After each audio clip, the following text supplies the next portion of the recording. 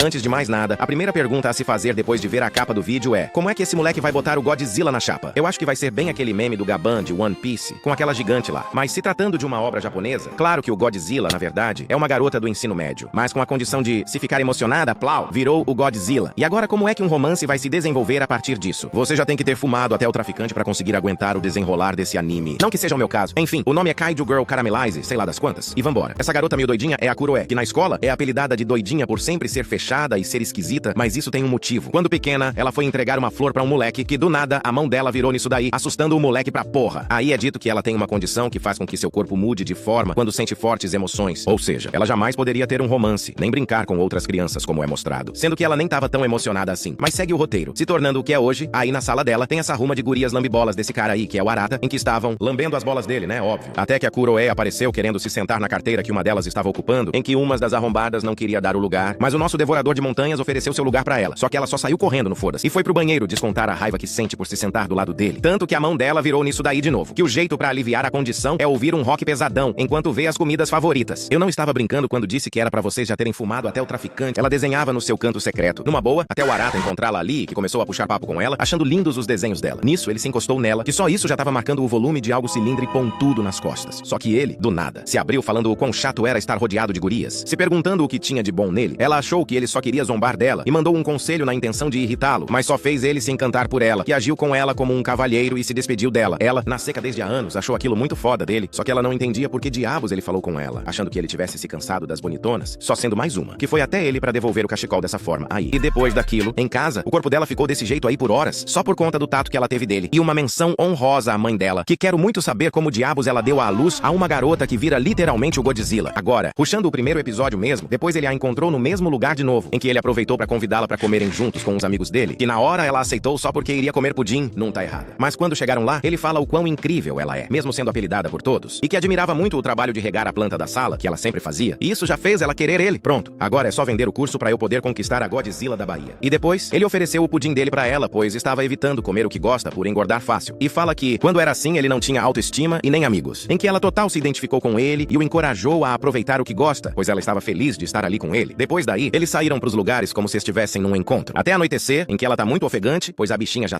era muito doida pra dar. Até que vieram aquelas barangas que começaram a perguntar o que ela fazia com o Arata, zombando de tudo. Até que o nosso Gold pega na mão dela e juntos começam a atravessar a rua, deixando aquelas cachorras no vácuo. Só que nisso, a Kuroe parecia que tava tendo uma overdose de amor, e sua mão já tava daquele jeito. E chegou ao ponto de ela não aguentar mais e só sair correndo de novo. E, toda fraca, ela acabou caindo no rio. E dele, ela se transformou no Godzilla fêmea. Logo virou notícia em que sua mãe correu pra agir e foi até o Arata, que contou que estava com a filha dela, até ela sumir. Ele não sabe que o Godzilla é ela. E ela ficou mogando o exército. Até que antes de acabar disparando um laser, se acalmou assim que viu o Arata e recobrou a consciência após ver seu próprio reflexo. Ela emergiu no rio e saiu de lá já desmaiando. Ela não tancou o grosso do Godzilla. Pulando pra manhã seguinte, sua mãe tenta esconder que ela virou o Godzilla, só que ela descobriu pelo jornal, fazendo a mãe explicar que ela tinha entrado no Seiyu. Sim, foi o que ela literalmente disse a ela. E é assim que o primeiro EP do anime acaba. Ainda tem mais outros episódios, mas já vou terminando de contar por aqui, porque o objetivo era só resumir o primeiro EP, mas se alguém que assistiu até o fim quiser que eu traga a continuação, comenta aí. E se não for pedir muito, inscreva-se também. Enfim, é isso aí, galera. Até o próximo vídeo.